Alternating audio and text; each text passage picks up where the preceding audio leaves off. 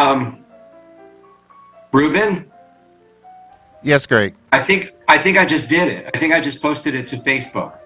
Oh, you did already. I think I did. Yeah. Oh, okay. I was. I was trying to send the link to the broadcast on YouTube to a friend, and it's on Facebook now. I put it on Facebook. I don't Oh, even know okay. what I was doing, but I did it. Oh, okay. Because I was putting in the title before I sent it to you. It says it's complete. It says the Age Out Angels Radio Hour with Greg Rapport, Lawrence Drenk, founder, CEO, Legacy Programs. It's all there, man. Oh, okay. I'm Yeah. ready. Let me just share this and we'll get on. Oh, okay. Okay. Well, congratulations. You found another. Yeah. How about that? I got a tech lesson. All right. Let me know when you're ready. I got to share this though to about 20 places. So hang on. Go ahead. Don't go away.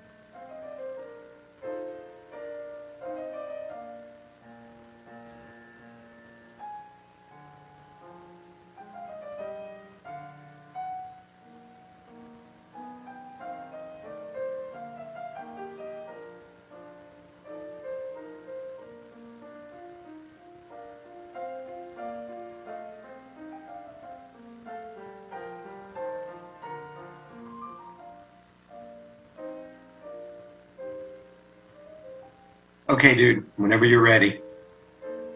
Okay, hold tight.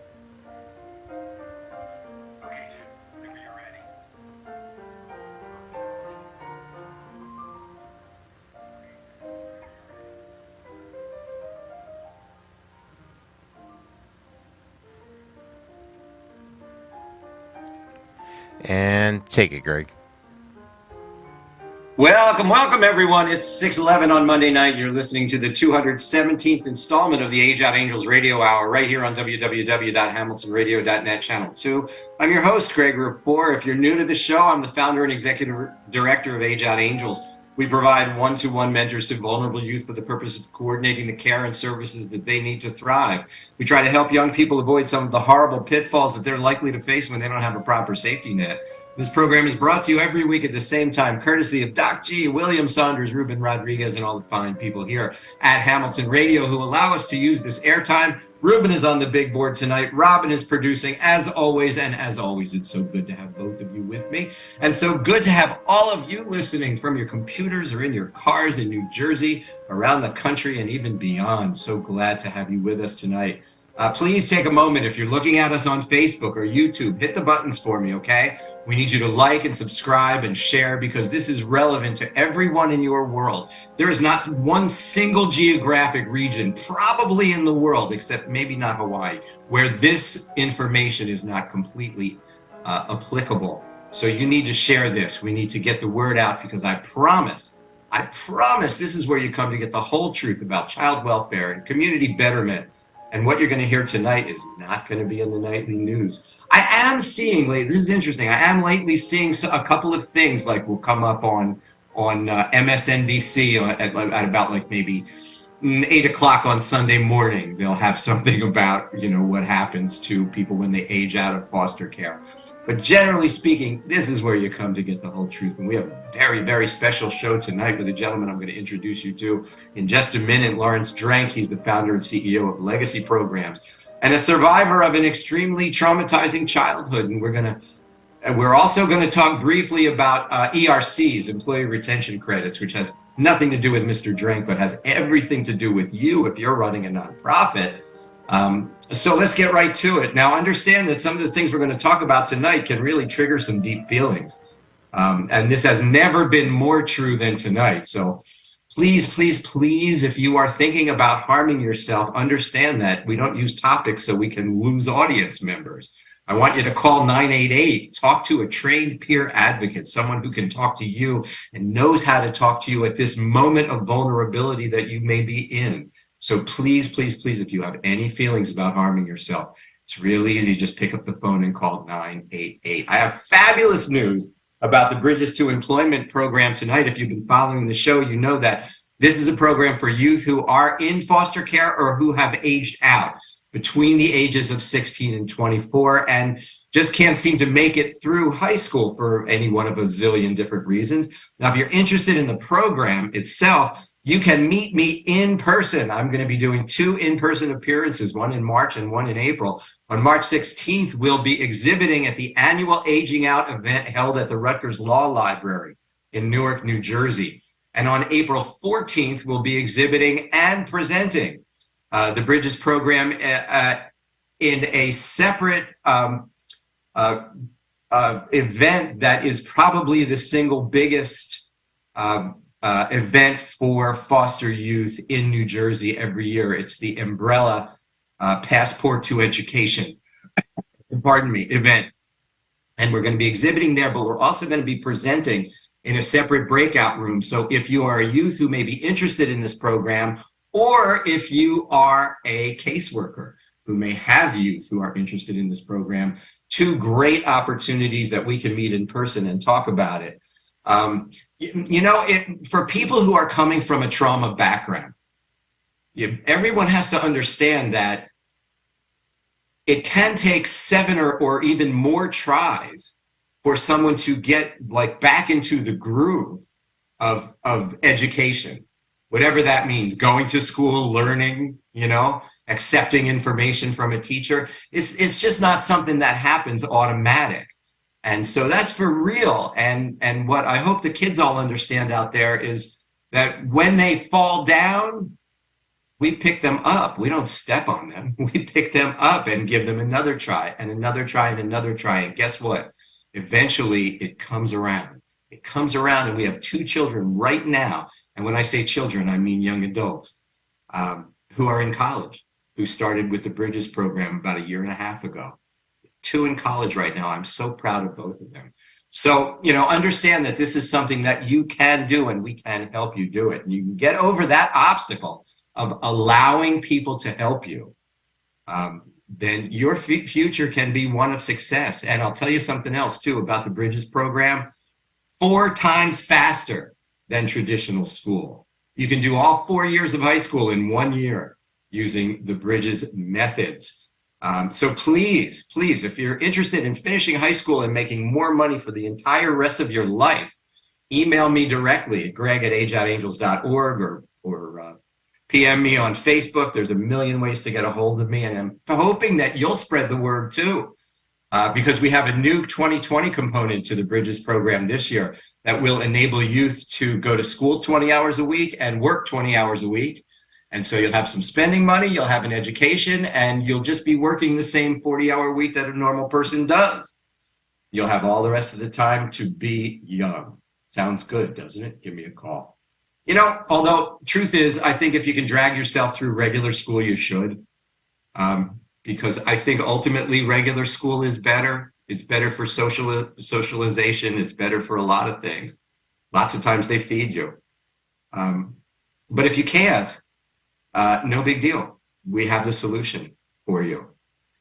Quick hello to Darlene Clark, because it's actually Darlene who called me a few days ago and said, I have somebody that I really think you should meet. And apparently Darlene knows me well, because it was a perfect match. Everybody say hello to Lawrence Drenk, the founder and CEO of Legacy Programs. Lawrence, welcome to the show. Thank you. It's a pleasure. It's good to have you here. I just want to make sure I get, is it Legacy Programs education, or is education a component of Legacy Programs? Like after Legacy Programs, I see the word education. That is used with someone. Alexa, stop. Sorry. So Legacy Programs is actually, it's Legacy Programs Education and Reentry. And Legacy stands for Learning Education Gives Air to Community and Youth, and AIR is for Accountability, Integrity, and Responsibility. It's a mouthful. It is, and you know what? I'm going to ask you to say it again in a little while. I want everyone to get ready for it so they can absorb the whole thing. Okay. Dude, thanks for coming on the show. I really appreciate it. I want to get right to your story, because it's really two stories, right? It's the first half of your life, and maybe the second, if we choose to describe it in that way. The first part of your life was loaded with trauma, yes? Yes. Okay. And what's the youngest you were that you sort of can remember things not going right? About 5 years old. 4. About 5 that's usually the age of memory, right? When we all remember things is around the age of 5. Do you expect that things happen to you before that and you just aren't aware of them? You know, we were having a lot of deaths in the family, and I'm finding out more and more as family members pass away. Yes. Yeah. And so can you describe your household when you were that age, 5, 6, 7 years old? Was it parents? Was it apartment? Was it house? What was it? We lived in a house out in Yucca Valley for a while, and it was decent. That's where the drug habit started with my mother and our family members. She was with a predominant drug dealer, and that's where it started. Where he started at that age, I was molested by her, my uncle, and my which is her boyfriend. At the age of like 5, 6 years old. Yes. Okay. All right. So basically, your mother wasn't into drugs, and then she got a boyfriend who was the dealer? Yes. And he got her hooked, huh? Yeah. And then it just it was all downhill from there. The beatings, not just to my mother, but to myself. You know, I just, it was a rough upbringing, but you know, we go with the motto, how it begins is never how it ends. And, that's just a prime example that, you know, you could grow up in messed up situations, and, God always, has a purpose. Yes, indeed. Now, did you have any brothers and sisters? Yes. So I have a younger sister and a younger brother. Yeah. And then when we moved to a urban area, as we call it. We call it the ghetto, but I guess Right. politically incorrect, or politically correct, yes, say urban. So very drug infested, gang infested. I was grew up there. That's where my mother started trafficking me for her drug habit by letting random men come into my bedroom. I was told I was providing for the family. I was protecting the family. I saw a question on there. My brother and my sister, no, they were never abused. I used to hide them under my bed during the attacks or the moments of danger. Yeah. So you were also in that eerie position of being an older brother, feeling obligated to protect the younger one somehow. And you were what, 6, 7 years old now at this point, 8 maybe? Yeah, during that time I was about 8 years old. That's when the traffic started coming in more and more. Thank you. You okay? Yeah, it's not easy. I understand. When I talk about it, I feel the same way. So I totally get it. Were you in school? Yeah. So that was the thing is before we moved to this area. Before we moved to this area, I was a straight A student. Growing up, I was in special ed. My impediment teacher is actually the one that kind of adopted me. And but when I started going to city schools and living in the neighborhood that I lived in, it was like, I started joining gang members. Mm-hmm. And those were my peoples. And I grew up in a little project area for a little while. And during that time, I used to get beat up by my friends, by my homeboys later on. And then one of them found out I was being molested, and that's when he beat up my stepdad for me. And that was the day I said, I'm going to be just like you. When I went to school, so school ended pretty much. I had an attacker come in, and he was molesting me at the time. And then my sister and my brother made a noise underneath the bed, and he tried to go for them. And that's when I stabbed him with a pair of scissors. And in the process, I got beat black and blue, where the next day I went to school and I couldn't sit down. I was beat from my neck all the way to my legs with a 2x4. And my mom did not protect me at that time. She let it happen. I reported it to the school officials. They took my mom's word for it, and nobody got arrested, nothing. And from then on, I went to foster care, and then in the process, I took my brother with me. I could not take my sister because my mother still had rights to her. So me and my brother, we went through foster homes together. All right. So at the point where you were beaten, how old, and they took you into foster care, how old were you then? 9. So that was 9 years old. So you endured several years.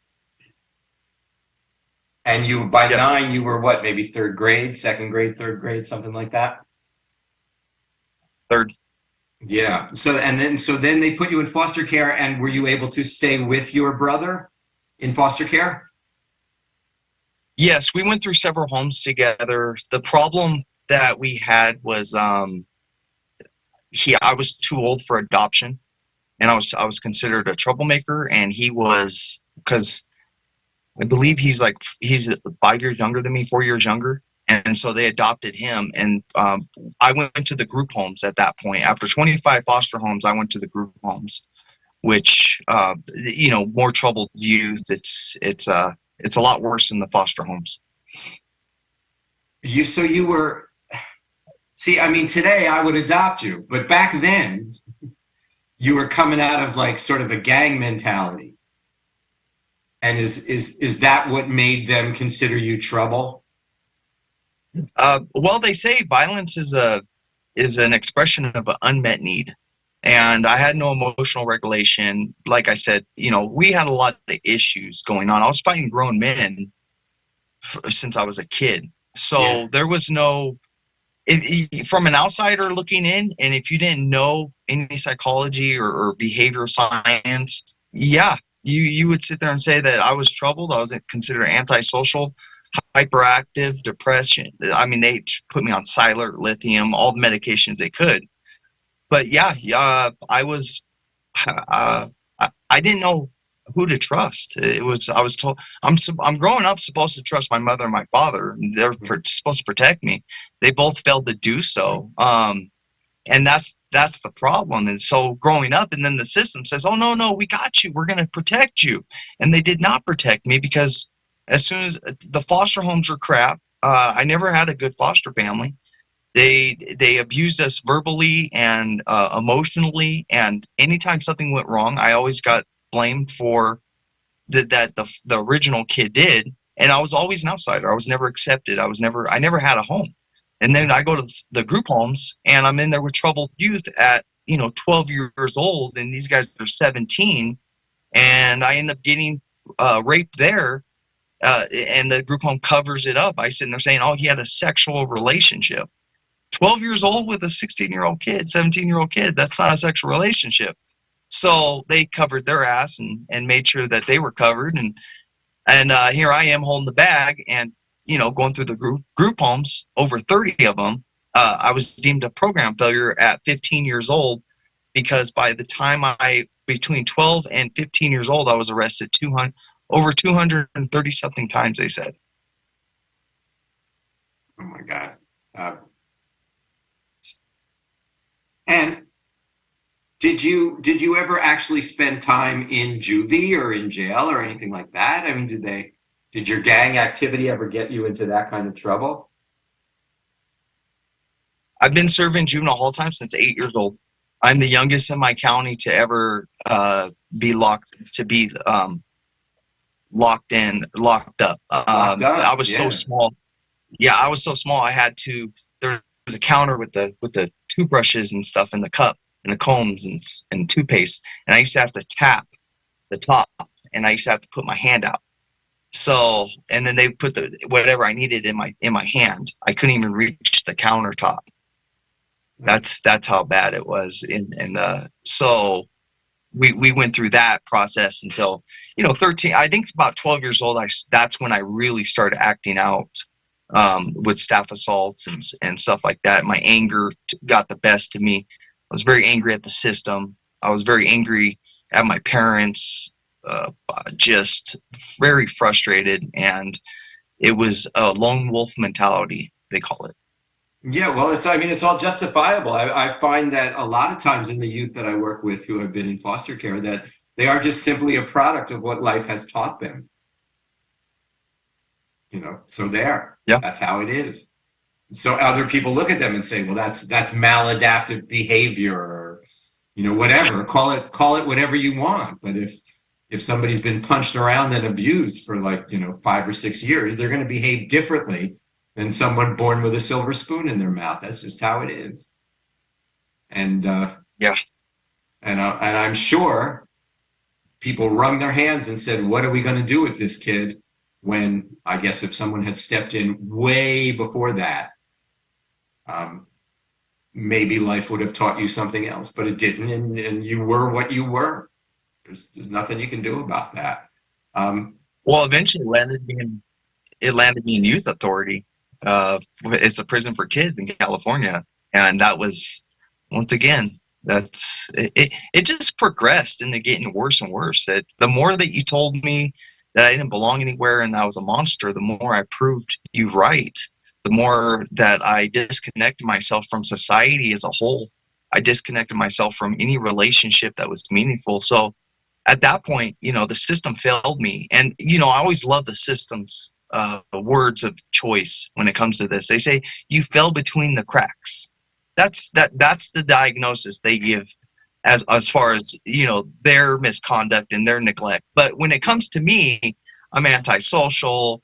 I have authority figure issues. Like, they have a bunch of fancy titles, but when it comes to the system, I fell between the cracks, and I find that grossly inappropriate and unacceptable. Well, that's insulting. It's just insulting, is what it is. I mean, in many, many ways, you're talking about someone who's 10, 11, 12 years old. You know, the system makes that person what they are. You're 12 years old and you're going through the phase in life that everybody's going through where they're kind of searching for their identity, right? That's sort of what high school is all about, is where you sort of establish the person that you actually are. And when you aren't given a chance to grow, you know, in what would be considered a normal nurturing kind of environment, then here you hit puberty not knowing who the hell you were or what your choices were. You know, your role models, gang members, drug dealers, you know, those were Well, the growing people up in in the your life. neighborhood. Yeah. Well, and I also grew up in a neighborhood where I was one of the only white boys. And so I grew up with all Mexicans and blacks. And so that furthered the disconnect, because I'd have these people in suits and, you know, privileged people, as I used to consider them. And they tell me, you need to pick a better life. You need to make better choices. But the thing is, whenever I asked for solutions and they said, well, how do I go about this? What are my options? And they'd be like, well, just make better choices and decisions. But at the time I had my role models were all gang members, mafiosos, serial killers. You know, I grew up idolizing Al Capone, John Dillinger, Scarface. You know, those were my, and it's. I mean, I can say it now, but before, you know, in third grade, I remember they went around and they were asking, they're asking all these kids, what do you want to be when you grow up? And everyone's like fireman, lawyer, police officer. And then they get to me and I'm trying not to answer this because it's going to come out all bad. And they're like, Lawrence, what do you want to be when you grow up? And I said, I want to be on America's Most Wanted. And they're like, and they looked at me. They're like, well, I'm 9 years old saying this. And they're like, well, how are you going to be on America's Most Wanted? I said, I want to be number one, and I want to be a serial killer. And they're looking at me like, oh. And then they wanted to make a phone call to somebody for help. But never mind when I walked in there smelling like dog pee, when I sat there with no clothes, with shoes that didn't fit, with all the neglect that was happening. I was a full-fledged drunk at 9 years old. I was drinking flavored brandy and on my playground in the little tunnel. But yet they didn't say anything about me smelling like alcohol or nothing else. So, you know, it's just one of those things. And I always kept that in my mind, like all of a sudden now you care when you feel you're in danger. But when I'm in danger, you can go about your happy life and nobody gives a damn. Yeah. You're illustrating the failures of the system that really should be unacceptable in our world. Like if somebody says, look what this person has gone through, the answer that you always get back is like, yeah, but look at all the kids we helped. And I don't find that to be acceptable. Not when you're talking about children. You know, I mean, that might be an acceptable answer in other areas of life. I don't know. But when you're talking about children, you don't get to say, there were 10 kids and look how good we are. We helped 5 of them, or it's probably more like 2. But you don't get to say that without considering all those kids who didn't get that help, because, you know, let's face it. I mean, they're not all as resilient as you, I don't know, somehow made yourself to be. Because honest to God, as I'm hearing this story, I don't know how you're on your feet, man. I don't know. I would adopt you just to give you a place to lay down. You know? Oh man. You know, that's one of the things is I believe that I used to hate God, and today I'm a pastor. It's kind of hilarious. And God used to piss me off because I was like, why am I going through this? You know, why am I, you know, and people say I'm a survivor, like I'm a success because I just survived my upbringing. And people watch movies and read books about my lifestyle and they're in awe, they're glamorizing it. Me, I sit there and I look at it and I'm like, you know, there's a purpose and a reason why we go through what we go through, and it's bigger than us. It's like a sacrifice. It's a sacrificial lamb for many others. And today I'm very grateful for those are opportunities because they strengthened me for what was coming next. And you know, for the people I'm able to help, God really put something in my heart, in my head, and on my path for me to do what I do. And I'm forever grateful. You know, I don't hold any more resentments. I found my purpose and my reason for living. And in a very healthy way, I would also add to that. Do you ever see any of the old people? Do you ever run into them? I mean, you're still in California, although it's a pretty big state. Do you ever have any contact with the people from the old life? I do. In fact, one of my foster brothers came up to visit me. I invited him into my home. There was this one specific foster home where the mother ended up killing the baby of the family through a car accident, and Beto and Nikki. And then we had Todd, and Todd was the one, you know, I used to bully him as a kid because I had this thing with like trying to strengthen him, make him stronger because I felt he was weak. And he actually came up to visit. He found me after I got out of prison after 20 years. And he came up and got to visit, and I got to introduce him to not just my wife, but my son, and give him a family. And I remember telling him, like, hey, this is your family now. And to this day, he still has no family besides me and my family now. But yeah, there's people I come across. How old is he now? Is he your age? Yes. He's about 2 years younger. Yeah, and never had a family. Never had a family. See, I'm trying to convince people to adopt, if you haven't already adopted someone out of foster care, that you should adopt them when they're 20 or 21 years old. You're never too old to be adopted, right? Never. But the problem with the adoption, the adoption issue that I've kind of gone through my education that I have as being a CBT expert, I've learned that there's no communication of what is going on. So you sit there and they have this kid with all these issues, and they have no rhyme or reason. They can't break it down for them because the parents didn't care about the childhood trauma. They didn't care about the system that created them. So they have no answers. What I like to do is go in there and be like, okay, so he's suffering from antisocial. It's because of this. It's because of that. The reason why he disconnects himself and can't talk to you right now and can't communicate is because he has he has trust issues, and that he can't communicate. So we have to work through this, and that's why it's so important for us that aged out to go back into the system to assist and to help each other, because we want we want a better life for them than what we had. And I'm not going to be bitter and be like, well, if I had a messed up life, so do you. No, it's absolutely not. It's our responsibility to go back. I take full responsibility for a failure in the system. Absolutely. Yeah, you have done so many things. When you went to prison, do you recall what the various charges were? Were they always fighting type related, or were you also into burglary and all that other stuff that goes with gang life? I've done everything under the sun. There is not one crime I have not committed. And which is crazy because I was under a murder investigation actually when I was 13 years old. And so and all the way up into 17 is when they finally let it go. But what ended up happening was I got convicted. Out of all the crimes I've ever done, I never got caught. I mean, I got caught for some of them, but never the big ones. But they convicted you for income tax evasion, right? Yeah, so I get accused of a rape charge that I did not commit.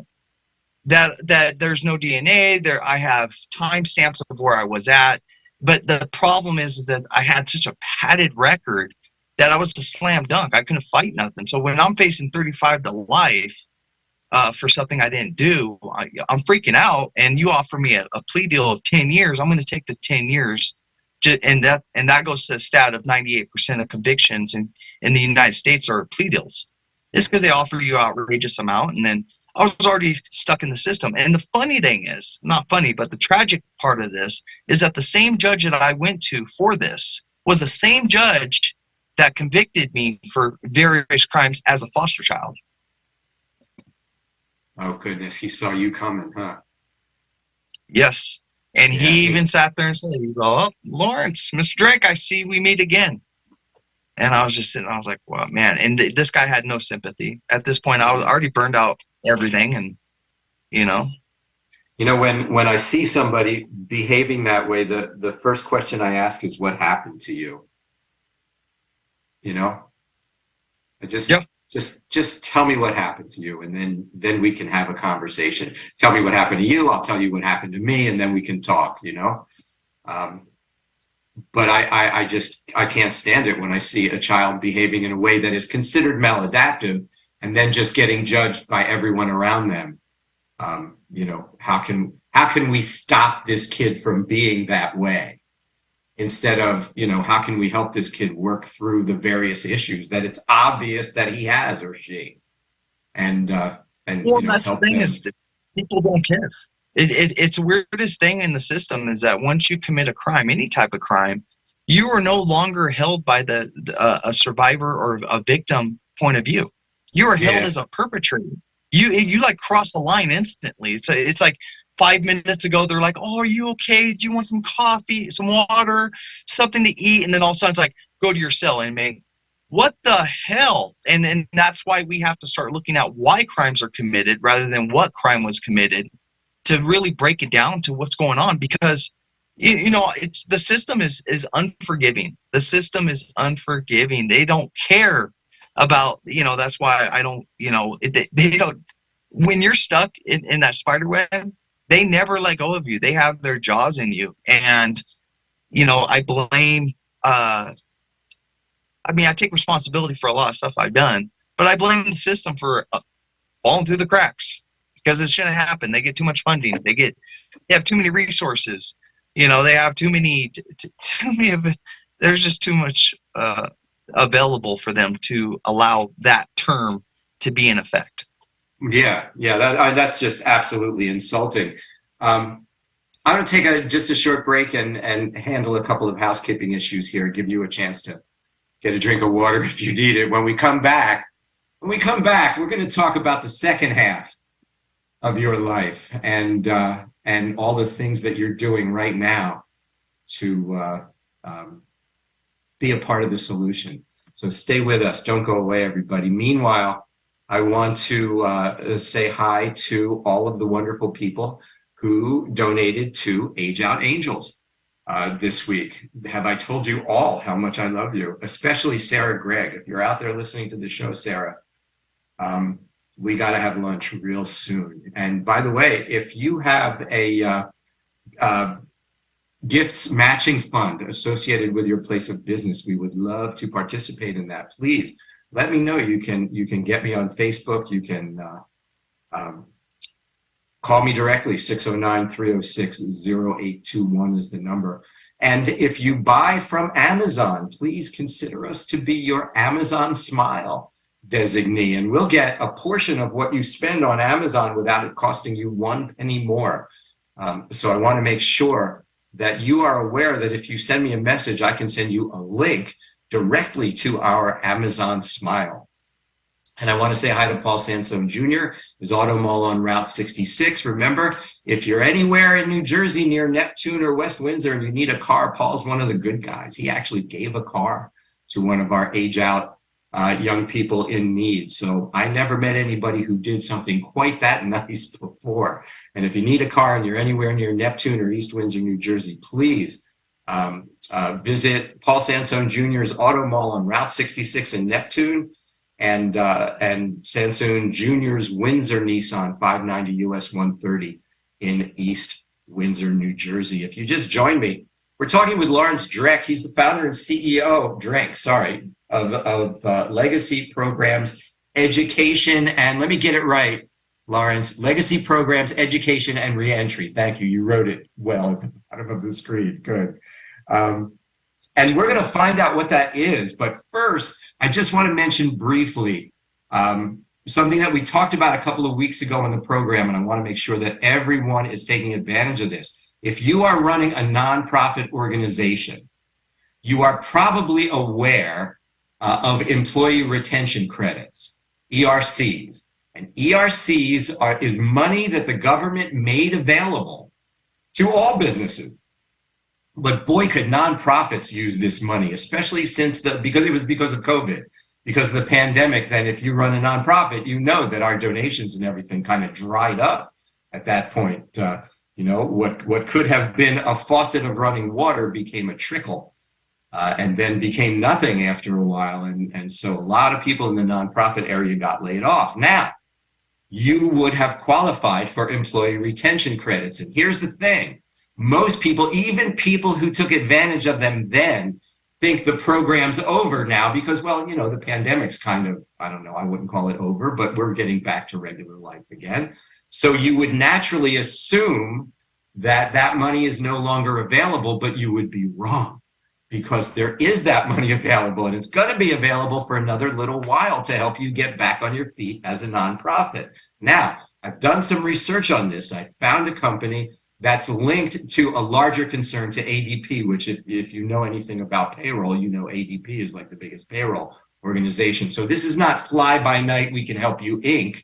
This is a large corporation that does this sort of thing for a living and can help you get their employee retention credits. And guess what? Age Out Angels gets a little teeny piece of all that when it happens. So you can help yourself. It's a win for you. It's a win for us, and it's a win for all the people that you serve because you'll have enough money to keep your operation going and keep your people employed. So if you are in nonprofit management and if you've taken employee retention credits before but not recently, or if you haven't taken them at all, please get in touch with me. There's 800 ways to do it. There's Facebook and Instagram and any other way you can find me. It's not that hard. But you got to get these employee retention credits. If you don't, you're leaving money on the table and somebody else is going to get it. Why should that happen? Okay. So back with Lawrence Drenk, founder, CEO, Legacy Programs, Education, and Reentry. Lawrence, just briefly, do you know what happened to your biological parents, to your mom? Do you have any? Yeah, so my father killed himself when I was 17 from a drug overdose. He was from pills. And then my mother as well took her life. So yeah, it was they were never held accountable.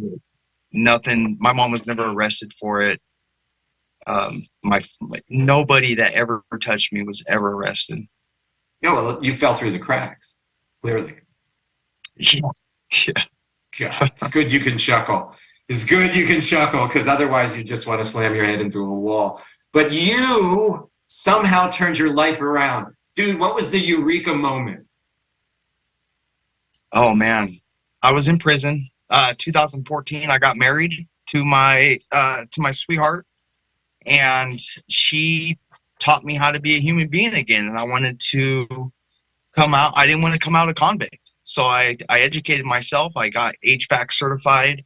I took a trade school. I went, got a hell of an education in CBT, EBT, and all this doctor stuff to break down psychology and behaviors. And it was in prison. I became a mentor for the younger ones because, after 15 years, these kids are coming in with 1 or 2 years. And so I wanted to be somebody that was productive and use my experience. So I started doing that. And then my wife, I had a life. I had a home. My home I have my name on my home. I have my own car. I have my own son, my own wife, my own office. I'm truly blessed. But when I was released from prison after 20 years, I was released homeless. And they released me back to county commitment. I had no resources. Nobody wanted to help me. The problem with that was, and it was during COVID too. But Don't let COVID be the excuse. They were come to find out the funding that was funding all the programs where I was paroled down south. It was the sheriff's department, and because I had a record, they did not want to help me. So I got denied from every program possible. Even parole couldn't give me vouchers. Parole had nothing for me except, make sure you check in every week. And so I was pissed off. But Legacy's been, I formed Legacy back in 2014. If I could show you my notes on Legacy, you'd be amazed. It looks like a rat nest sometimes. And I wrote my own curriculum. I wrote my own syllabus for the program. I wrote down my mission statements. Like, I knew what I was doing when I got out. When I got out, that's what was weird, is that at first it was just to help the people inside. Then I saw the impact that I had with the family members out here, of being able to communicate with them and tell them what their loved ones are going through, so they had an answer, and they weren't just told, well, he's just screwed up. And so then I started serving the families, and then the communities. So letting the community know, like, hey, you got somebody coming home, let's help them out. Let's find jobs for them. Let's find clothes. Who has clothes? And so Legacy just kind of formed into this wraparound program that wasn't even meant to in the process. But that aha moment where I was selfless, and I became a public servant inside the walls. I wanted to be free in prison, and I was.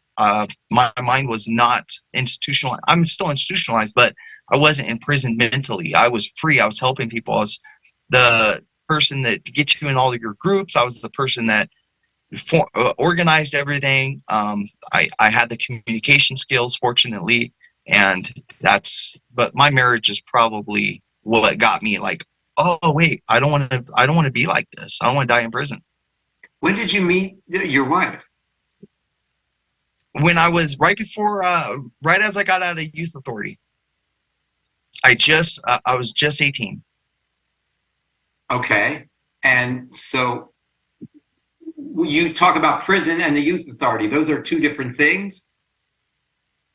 Yes. So youth authority is usually like 12 to Younger. 18, Yeah. 20, 21. Yeah. But they cash us out at 18 years old usually and send us to prison. So your wife knew you, but I was out shortly for a little while out, and then you went back in, and she stayed with you. Yes, her family actually adopted me. Yes, but she took off for a little while, for about 10 years. She went and had a life, and then checked on me later on. She was in an abusive relationship, and then, but we kept in contact through letters and stuff. But her family, her parents they wanted to adopt me.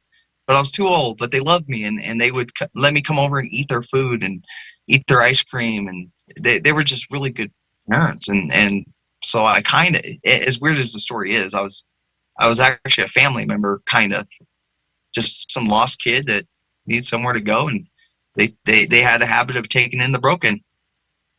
Wow. And when you say that, like, you talk about your wife as though she really kind of saved you, was it that whole environment, like not just her, but her and her family, her environment, her world?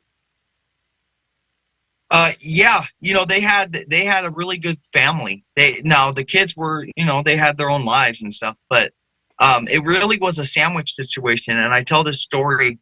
My wife, we were in a visiting room, and there's a family next to me. They just switched from cash to cards, and so not a lot of families knew that. And so she was a regular, and she came to visit on a regular basis. So she buys this family a $8, $9, $10 sandwich, and it's not worth that much. But she bought like 3 sandwiches.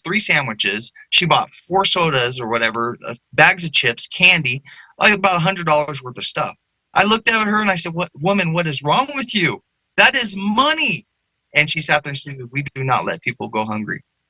And it was that moment where I was like, oh, shoot, something's wrong with my thinking. So we formed a thing where, and then after that, I started getting, I was like, I want to do something like that, but I don't want to steal her sandwich thing, because that's her legacy, And so I started doing tokens. I started buying tokens from guys I knew on the yard, weren't getting visits on a regular basis. And when I saw them out there, I requested my wife to buy an extra token. And every visit, I would give a random family a token to take a picture.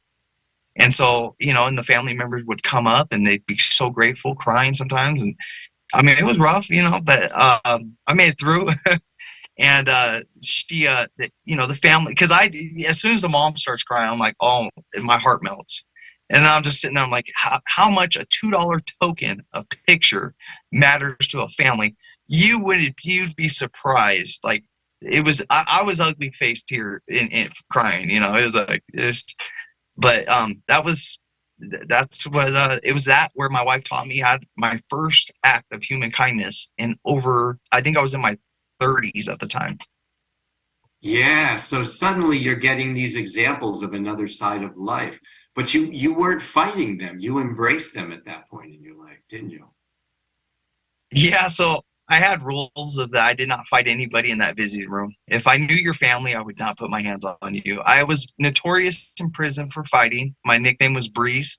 I grew up fighting, so I'm well versed. And so it was crazy because I got in a fight with somebody there, and I see him in the visiting room, and I'm telling my wife, like, don't look over there. She's all, why? And this guy has a big old black eye, and he's busted up, and he's seeing his family, and his family, they're like, oh, what's wrong? And he sits there, and they all look at me. I'm like, oh no. And it was that moment where I victimized that man's family just by whatever. It had nothing to do with A or B, but it had to do with the equation. And so I swore to myself, and I kept my word. I never fought anybody that would have to go in that room. I walked away from fights because of that. I felt so bad. Like this mom's crying and they're looking at me like I'm POS, you know, and I'm like, oh shit. Like, what am I supposed to do? And, but that was my transformation from going, excuse my language, from going to, from convict to human being. Yeah. Yeah, there really is a difference, and you made that transition. So tell me what Legacy Systems does now. Program, sorry. Legacy Systems is actually a company traded on the New York Stock Exchange. Tell me what Legacy Programs does now. It'd be nice. Yeah, could happen. So Legacy Programs, education and reentry. I remember, like I said, it started out as helping the incarcerated, and it stands for learning, education, gives air to community and youth. And AIR stands for accountability, integrity, and responsibility. Now, mind you, I didn't learn anything about the accountability, integrity, and responsibility until I was in my 30s. I'll be 42 in about 4 days, and so that just tells you where I've been, you know. But we're kind of a wraparound program now. People contact me and they say, hey, my son's having issues. I run a reentry hotline with my own phone number where people can call up at any point in time and say, hey, I'm having an issue with this. Can you help me out? I had one mom crying where she sits there and says, hey, my son's screwing up. He's getting high. Can you talk to him? And I had a really good talk with him. And I straight told him, I said, hey, you ever, you know, like, this is your mom. And how I explained it in short term is that, you know, if I did this to your mom, would you react the same way that you do when you do it? And he's like, no, I'd kill you. And I said, okay, then. So we victimized our own families through the process. So we offer transitional housing. I work well with other organizations. I love working with organizations. We're nationwide right now. We're going to Ohio, Florida, all these different places. And what I've been able to do with that is that we're case managers. Call me up, tell me that you need transitional housing, tell me that you need clothing, tell me that you need resources. I could make a phone call and from San Diego all the way to Sacramento, get you into a home. I could get you any resource because I don't take credit for this. Like, we have high profile cases as clients, and I've never treated them any different. And like I said, I could make a phone call and refer this family member to this program and leave my name out of it. It has nothing to do with Legacy. I just made the phone call. And, you know, I'm just trying to evolutionize reentry and what can we do and how can we be of service? You know, time is the most important thing. Time is the thing we can't get back, and it's very limited. But what we've been able to do with our we have 40 clients in our program, or have had, and we have no one that has served 1 day in prison or back in county jail, not one violation. And that is due to our mentor program. We will pair you up with a mentor. We have drug alcohol counselors. We do marriage counseling. We do I break down PICS, which is post-incarceration stress syndrome. very similar to PTSD in veterans. And that's why Legacy, where my mission statement is pretty much for formerly foster children, aged out foster children, the community and families that are in that with them, as well as homelessness, families and communities of the homeless, and the ones re-entering back in society, families and communities of that category as well. Is that when you're in prison? Is that like going to war? Are you coming back from war when you re-enter? One of the common themes, yes. Yes, you're told to survive. So what the difference between surviving and living, how I break this down to family members, is that it's very primal, very emotional based. There's no logic behind it. I have to survive. We've normalized so much stuff in prison, like where I walked over a guy that was bleeding out from being stabbed just to make it to my cell so I can eat my ice cream before it melted. And I didn't blink an eye. Where I've seen people die in front of me, not just from violence, but also from COVID, from maltreatment. And I've seen riots. I've seen, where this mentality that you just disconnect yourself from humanity, because we're animals. We've reconditioned ourselves to survive. And so we do come home. I come home. I can count how many times I go in my refrigerator, how many times I go in my pantry, how comfortable I am at staying home and isolate myself in my office, even from my own family. It's just normal for me. When you say going into your refrigerator and going into your pantry, you're checking to make sure there's food there? No, I have to be told to eat. You have to be told. Somebody has to. Yes, my wife has to pretty much bring me my food. If not, I'll survive off chips, because if I showed you my dresser, my side drawer, I have snacks, I have candy, chips, very similar to a prison locker, and stuff that doesn't need to be refrigerated. And coming up from my upbringing, I have issues with hoarding. I have issues with letting things go. I have issues with stashing food away where nobody's there, with being greedy, as some people call it, but it's really preservation. And food so insecurity. these are things that I've worked on as well. Yeah. Yes. Yeah. You're still a work in progress, I'm sure, to a large extent. Just one final question. When you were in prison, did you get psych help, and was it helpful?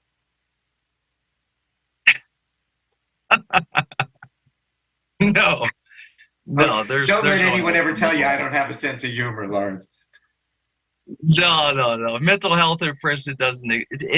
We go in there coming out with more problems than we go in with, because nothing's ever addressed, and they just kind of add on to the conditioning of being caged. And I got my therapy because I had an outside help, and that's why having a support network is so important. And you're sitting there giving out a number for people that want to hurt themselves. Listen, that's so important. That is a dire need, because the thing is that reaching out to somebody can save a life in many ways. It saved my life from reaching out to formerly incarcerated. It helped me out here. In fact, I had a suicide attempt when I first got out, and it was my buddy that I served time with back in level 4 that grabbed me by my bootstraps and was like, "What's wrong with you?" I tried walking in front of a truck. Whoa. And it was just overwhelming. So it's like support network is so huge on just even having the possibility of calling somebody, or the opportunity to say, "Hey, I just need to help, and I need help." And that's why I tell all my clients and I tell all my participants, like, "Hey, if you want to call me just to cuss me out, please do that. If you want to yell at me, yell at me. Let that go." And so I'm just honored to be in the position that I am, and that, like I said, our motto is how it begins is never how it ends. You look at the beginning of my life, to where I was a snot-nosed kid lost in the system, to today, where I'm going back for my brothers and my sisters and for the family members around them, because I'm part of 5 organizations. We run, I am a director of family rights organization, family rights committee with Karina Fang, and we reach out to, we make sure the foster homes are acceptable, and we're asking for a committee to put together to go into these homes and to talk to the foster parents and the foster children and have a proper dialogue where there's effective communication. How do people get in touch with you? Oh, so I give out my number. My wife hates it, but 805-621-1176, and this is to hit me up for whatever. If you're in help, if you need help with reentry, communicating to a family member, I'm always here of service. Day or night, I don't care. Don't worry about the time or day, or if it's too late, I could care less. I will get my butt up and get on that phone and just text me. And also legacyprograms.org@gmail.com. And you can request any services, anything we could do in your area. Like I said, we're nationwide right now, and we're being public servants, and it's an honor and a privilege to be able to help somebody. Yeah. And you're 501c3, right? You're .org. Yes, sir. Yes. Yeah.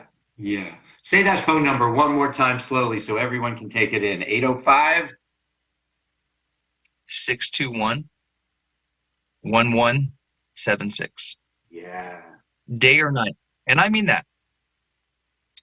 You are an amazing young man. And I think the thing that's most amazing is that your story is not yet written. Your best work is way ahead. Yeah. Yes. And the key, let me tell you something, the key of success, working well with others, being selfless and being more self-serving or less self-serving and more serving others. It's one of those things that I take a lot of joy in reaching out and just making people part of what we're doing. I invite them. I don't care about egos. I have 7 different titles. I could care less about them. They mean absolutely nothing unless I'm doing something with them. And I'm just, like I say, I wake up in appreciation and humbled and grateful for the opportunities that I am so able to do today, that I am no longer that 8-9-year-old kid that is helpless. I am taking my power, my anger, and my control back, and I'm putting it back to where it belongs, is with people that are suffering. Yeah, and by empowering others, you're giving that power. You're not just, you're not just finding it and keeping it. You're giving that energy, and I think that's remarkable. I hope you'll come back from time to time and tell us how you're doing with Legacy. Share your success stories. Sure. Be a friend of the show. We'd love to have you on. Okay. No, I'm so honored. Thank you. You bet. Sadly, that is all the time we have. I could talk to you for hours, Lawrence, but that's all the time we have tonight. Now, listen, guys, next week is President's Day week or whatever, so we're not going to have a show on Monday, so I'm going to see you in 2 weeks. Thanks so much to our guest, Lawrence Drenk, founder, CEO of Legacy Programs, Education and Reentry. Please call him up. You know what? I'll put his phone number on the Facebook page for this, so if you need to get it, you can. Thanks so much also to Robin for producing, to Ruben for engineering. Music provided by Mozart. I don't know why he works for us. He must need the money. I will see you all in 2 weeks. Let's make a date to meet right back here, 6 o'clock Eastern time, 2 weeks from now. Okay, until then, everybody, let's make the next 2 weeks the best 2 weeks ever. Good night, everyone.